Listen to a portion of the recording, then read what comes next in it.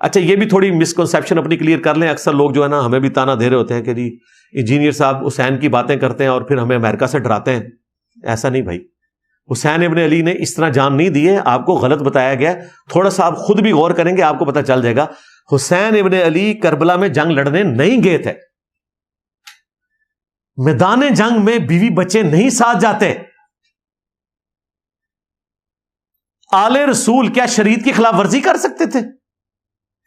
وہ تو ہزاروں خطوط آئے تھے کوفہ سے, چونکہ 5 سال تک کوفے میں امیر المومنین علی ابن ابی طالب رضی اللہ تعالیٰ عنہ علیہ السلام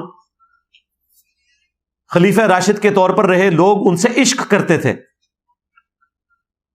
اور حضرت معاویہ رضی اللہ تعالیٰ نے جاتے جاتے صلح حسن کی وہ شرط توڑی اور یزید کو اپنی جگہ نامزد کیا.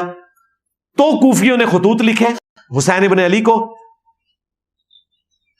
کہ وہ خود تو چلا گیا اور اپنی جگہ ایک اور بٹھا گیا, تو آپ کی ذمہ داری ہے کہ امت کو لیڈ کریں اور آپ یہاں آئیں, ہم یہاں سے قیام کریں گے.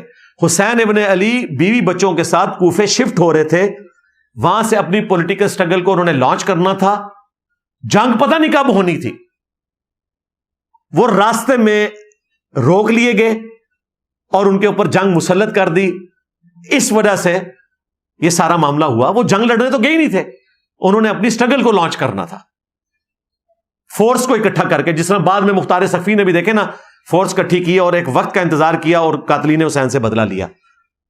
یہ نہیں ہے کہ حسین ابن علی کا یہ درس ہے کہ آپ جو ہے وہ اپنی میجرمنٹ نہ کریں اور جا کے اس طریقے سے حکومت سے ٹکرا جائیں. یہ اس طرح نہیں ہوا تھا یار, جھوٹ نہ بولو.